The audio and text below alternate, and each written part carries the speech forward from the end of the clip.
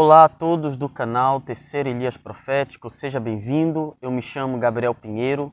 Quero pedir que, se você gosta do conteúdo, não esqueça de deixar o seu like. Se é a sua primeira vez, não esqueça de se inscrever no canal e ativar o sininho das notificações. Bom, eu havia dito que eu não iria postar nada acerca da lição dessa semana, mas eu estou aqui no retiro e como eu tenho aqui a internet, então eu resolvi gravar aqui para vocês, tá bom? Então eu peço para que você nesse momento venha pegar a sua lição, venha pegar a sua Bíblia e vamos meditar juntos naquilo que a palavra de Deus tem a nos ensinar acerca da pessoa de Jesus. Vamos tratar do tema, que é a lição de número 8, e este tema nada mais é do que uma pergunta. Por que Cristo é diferente? Por que razão Cristo, aquele a quem você serve, aquele a quem você dedicou a sua vida, por que ele é diferente? Porque ele não é mais um líder como qualquer outro líder de qualquer outra religião. Nós vamos saber o motivo pelo qual Cristo ele é diferente. Abra sua Bíblia, por favor, no Evangelho de João, capítulo 14. Abra sua Bíblia. Evangelho de João, capítulo 14. Nós vamos ler os versos 4 a 6. E vós sabeis para onde eu vou, e conheceis o caminho. Disse-lhe Tomé, Senhor, não sabemos para onde vais. Como poderemos conhecer o caminho? Versículo 6, texto-chave. Respondeu-lhe Jesus, eu sou o caminho, a verdade e a vida. Ninguém vem ao Pai a não ser por mim. Se você notar bem aqui na sua lição, você vai se deparar aqui com a tirinha da semana. Para você que não tem, vou focar aqui, vou aproximar mais um pouco aqui da câmera, tá bom? Você conseguiu enxergar? Ok? Agora a pergunta é, junto com o texto que nós lemos, mais a tirinha, quais são as primeiras impressões que nós podemos tirar da lição? Se você quiser, você pode comentar o que você achou da lição da Escola Sabatina e o que esta tirinha tem a ver com o tema. É interessante que a tirinha, ela mostra o seguinte, uma pessoa ela vai procurar saber aonde ela pode encontrar a salvação. E aí no Google Maps aparece ali um endereço. Só que esse endereço tem um verso de João 14,6. Cristo é o caminho, a verdade e a vida. E aqui nós já podemos tirar a primeira lição essencial do tema. É que Cristo, ele é o único caminho que nos conduz ao Pai. O maior desejo do ser humano, o maior anseio da criatura sempre foi se aproximar de Deus. E só uma forma de sermos alcançados por Deus, por meio de Jesus. Outra lição que nós podemos tirar é que o texto de João, capítulo 14, versículo 6, é o texto que aos olhos humanos é o texto mais intolerante em relação às demais religiões. Por quê?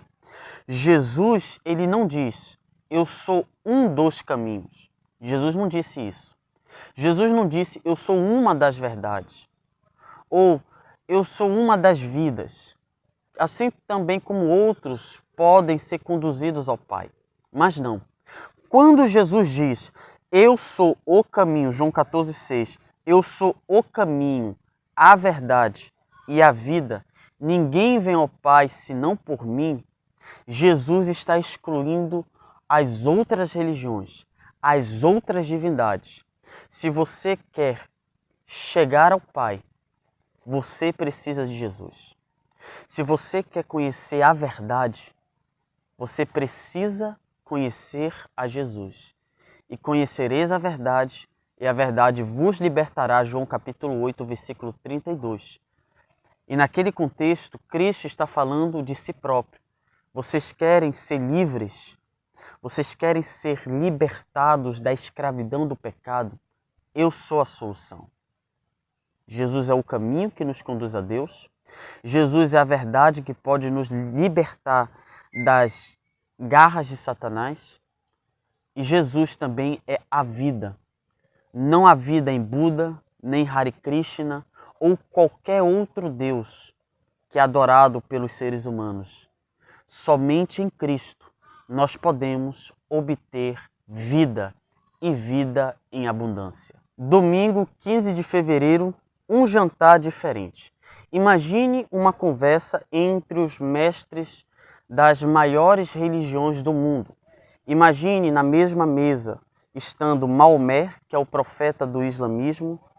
Também nessa mesma mesa está Buda, o príncipe que abandonou o luxo para encontrar a iluminação, e Krishna, que é a figura central do hinduísmo. Enquanto eles estão conversando na mesa, ali sobre questões de ética, moralidade, paraíso, chega Jesus e diz: olha, vocês que se dizem mestres, vocês estão loucos. Eu sou o verdadeiro mestre, porque eu sou o próprio caminho, a própria verdade e a própria vida. Então, meus queridos, como eu disse na lição de sábado, estas palavras de Jesus excluem por completo Maomé, Buda e Krishna. Exclui por completo. E interessante é que mesmo as religiões do mundo tendo as mesmas visões em alguns aspectos em relação à moralidade, em relação ali à questão da ética e etc. Mas há uma coisa que vai divergir estas religiões para a religião cristã. É porque a religião cristã é uma religião exclusivista. Não é uma religião que dá mão às outras religiões. Não, é uma religião altamente exclusivista. Sou eu que estou dizendo isso? Escute o pensamento de um dos maiores defensores do cristianismo, um homem chamado C.S. Lewis.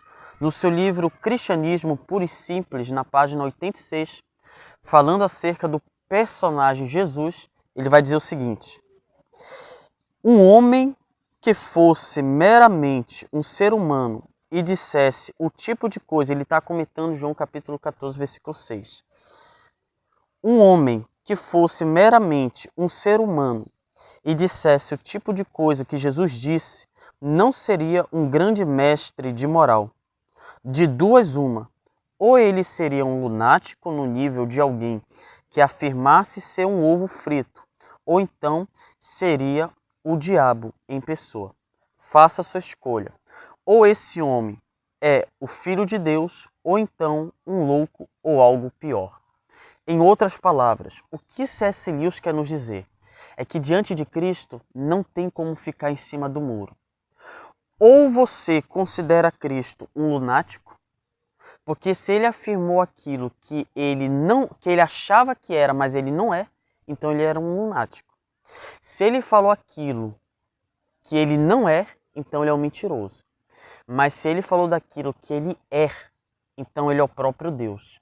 E se ele é o próprio Deus, qual deve ser o nosso comportamento? Adorá-lo. Eu quero encerrar lendo uma parte aqui da lição, falando acerca de Cristo. A lição diz: Jesus não veio só para ensinar boas ideias ou práticas espirituais. Então, sempre quando você se deparar com um jovem que diz: Jesus é o maior filósofo de todos os tempos. Jesus é o mestre da moral, é o mestre da ética.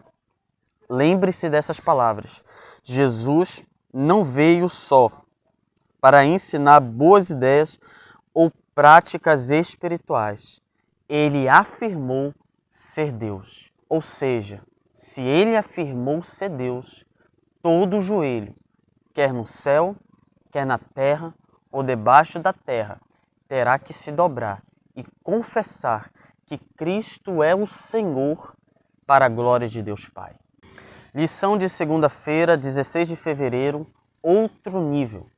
Por que Jesus está em uma categoria acima destes grandes mestres da moral, da ética, que é Maomé, Buda, Krishna, entre outros?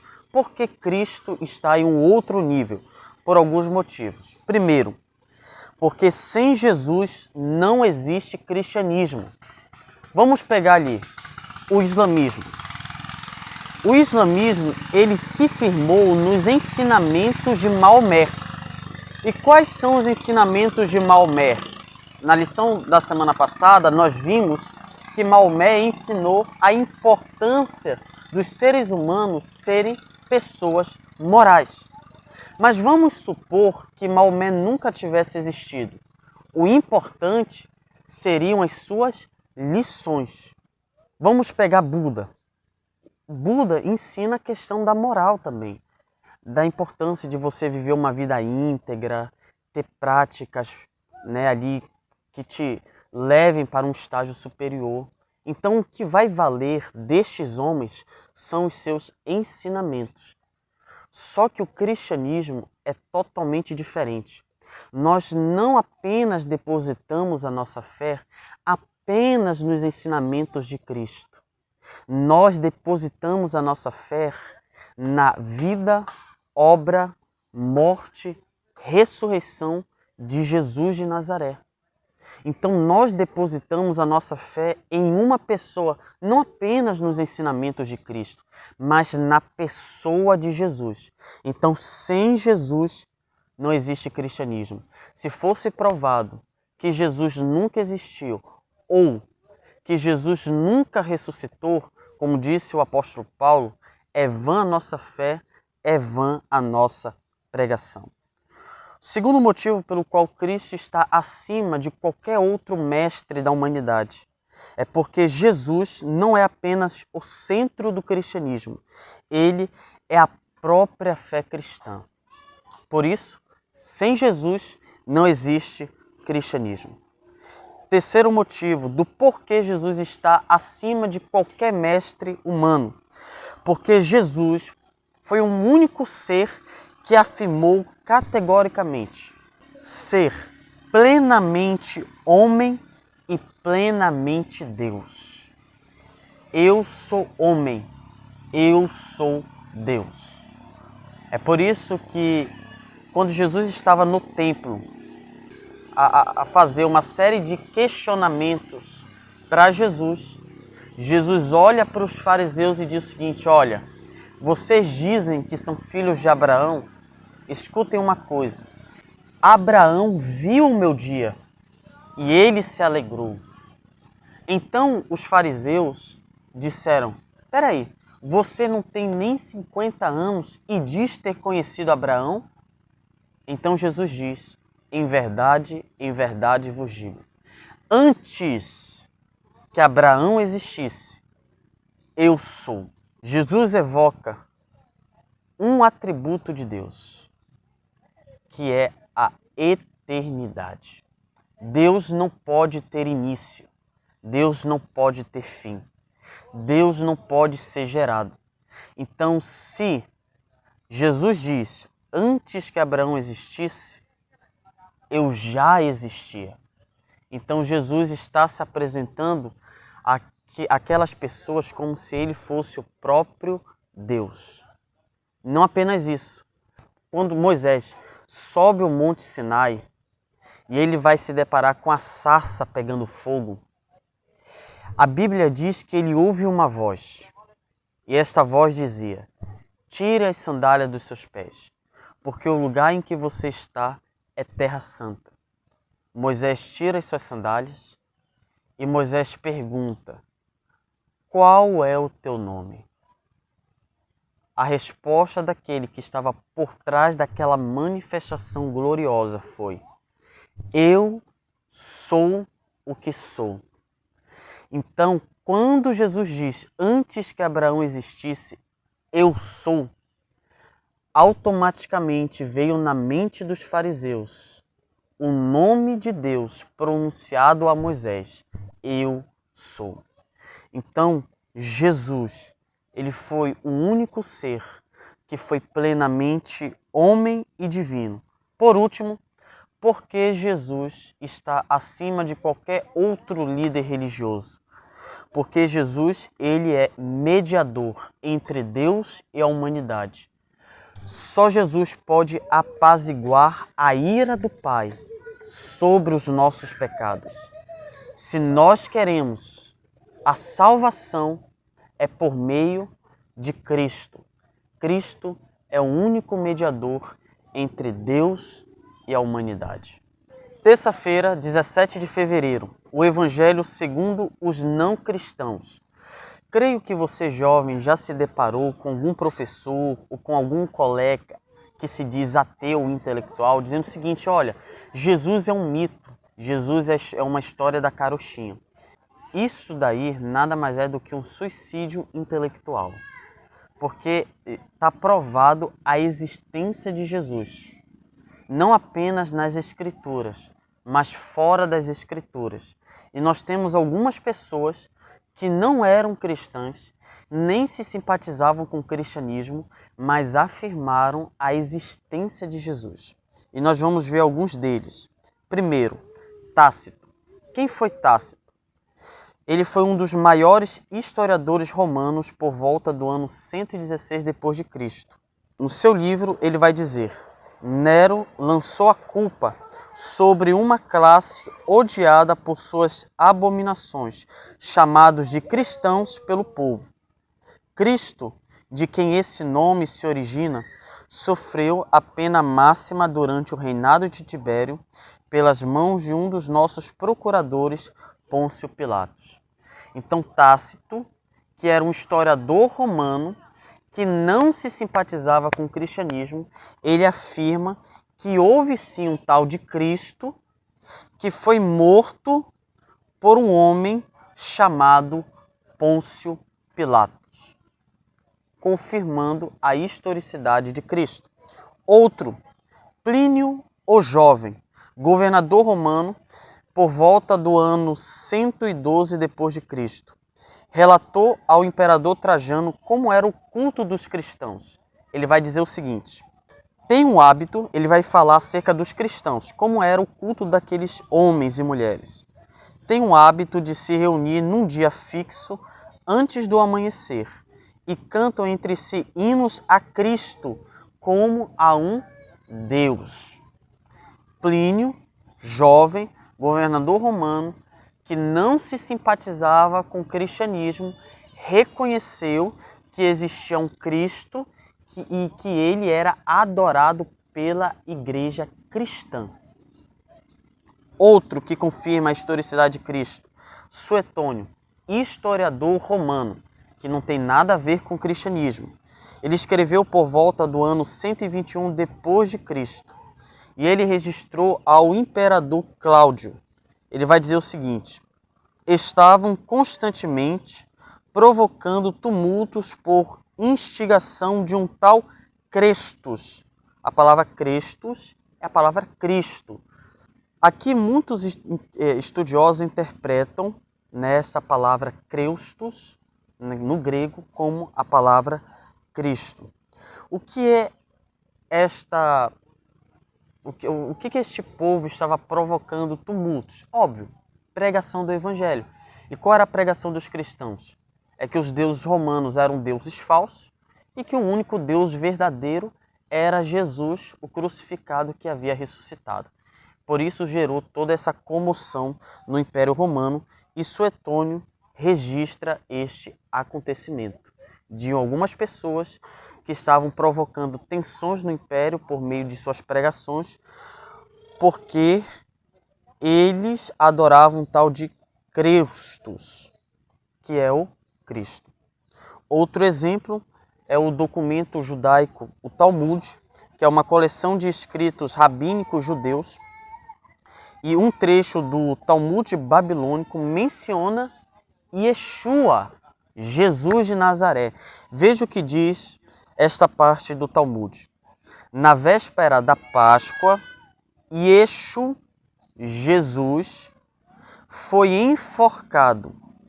Por 40 dias antes da execução, um arauto anunciava: ele será apedrejado por ter praticado feitiçaria e desviado Israel da fé. Esses rabínicos judeus, Jesus, ele foi morto. Agora, claro, vai diferir ali dos evangelhos, porque aqui para eles Jesus morre enforcado.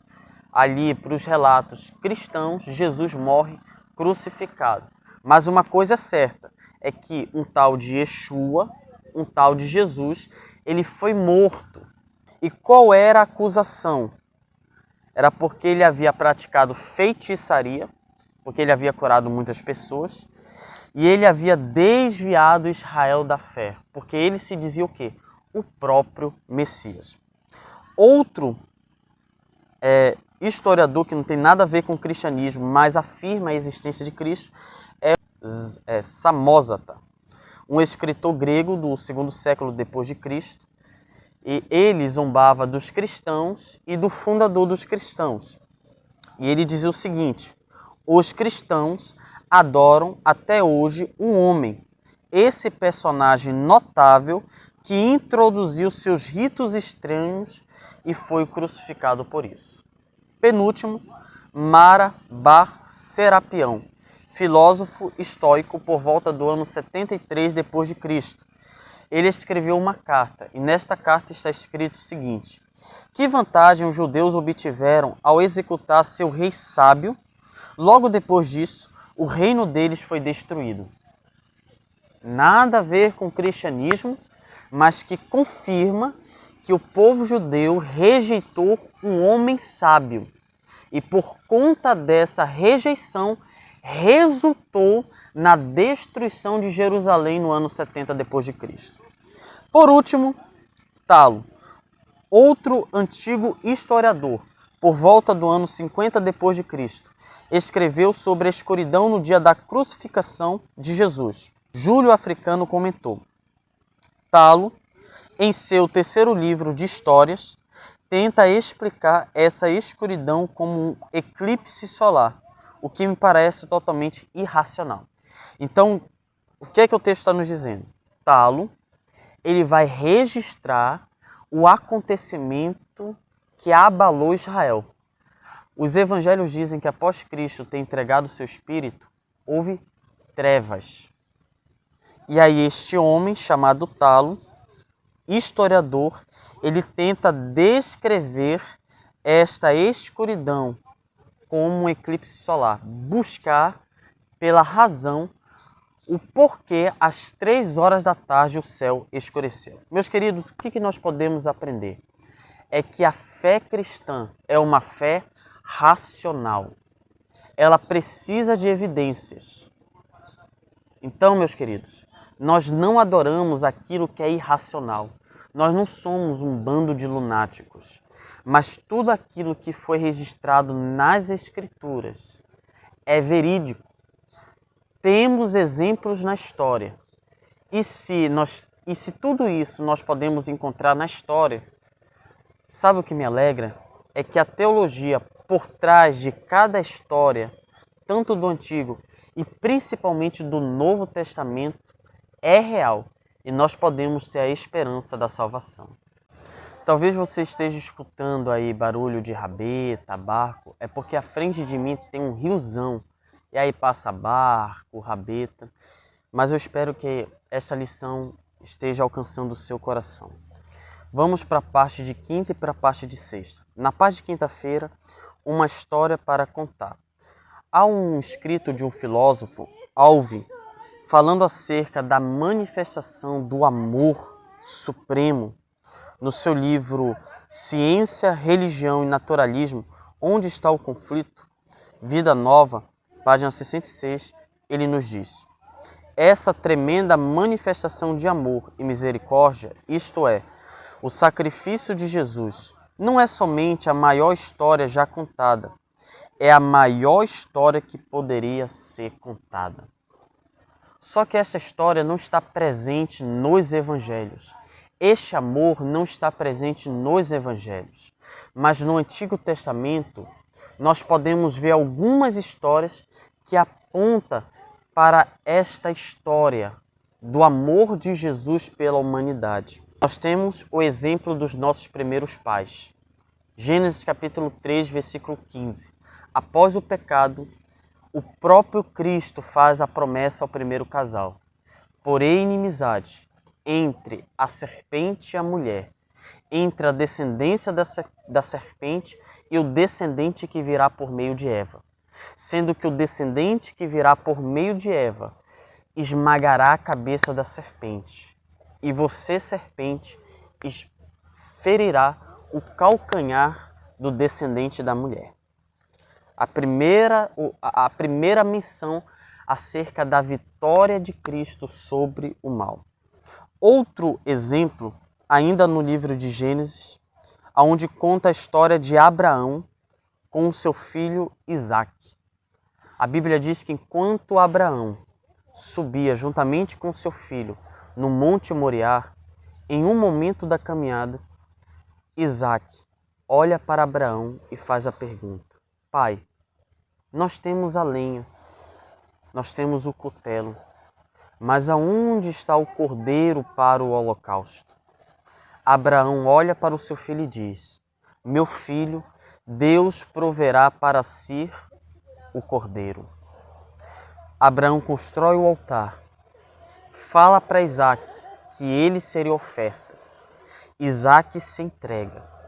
Abraão coloca o seu filho no altar e quando ele levanta o cutelo, ele ouve uma voz dizendo: Abraão, Abraão, não estendas a tua mão sobre o rapaz, pois agora sei que tu me temes, pois tu não me negaste o teu único filho. Sejas abençoado, Abraão, para sempre seja abençoado. E a Bíblia diz que Abraão olhou e ele viu entre os arbustos um carneiro preso pelo chifre. E ali Abraão entendeu de que o cordeiro, o Filho de Deus, se entregaria no lugar da humanidade. Nós temos outro exemplo, o exemplo de Jacó. Tudo isso nós encontramos no livro de Gênesis. Jacó, quando ele está fugindo do seu irmão Esaú, a Bíblia diz que ele chega em certo lugar, ele pega uma pedra e faz daquela pedra o seu travesseiro. E então ele tem um sonho.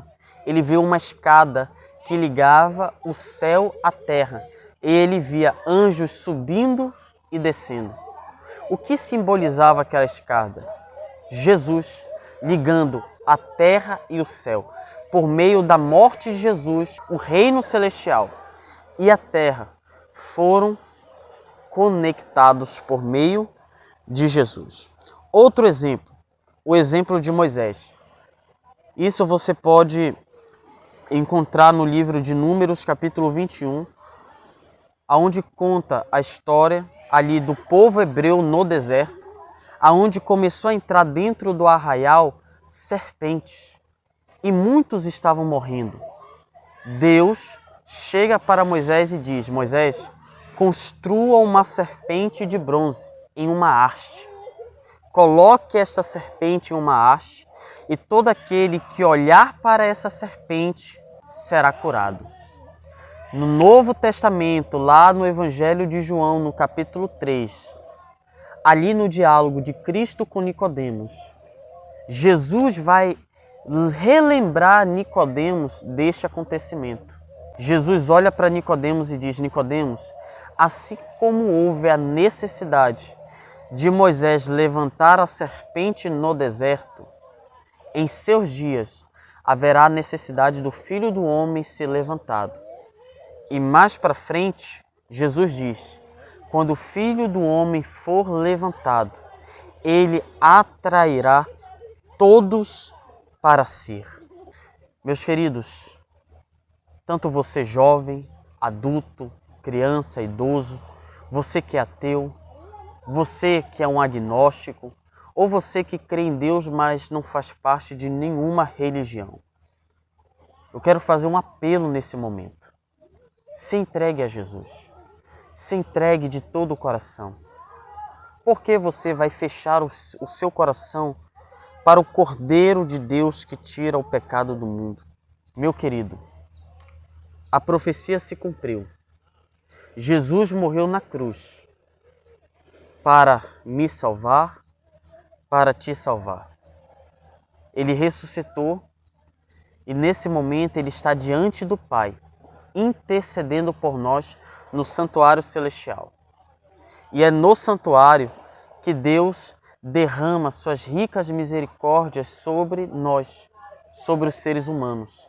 É no santuário celestial onde nós podemos obter a vitória sobre o mal, sobre Satanás, sobre toda e qualquer tentação.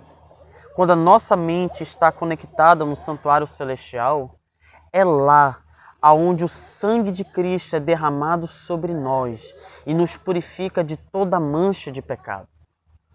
Mas chegará um dia em que este tempo de graça irá terminar.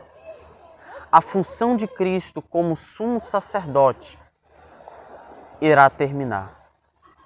A porta da graça se fechará.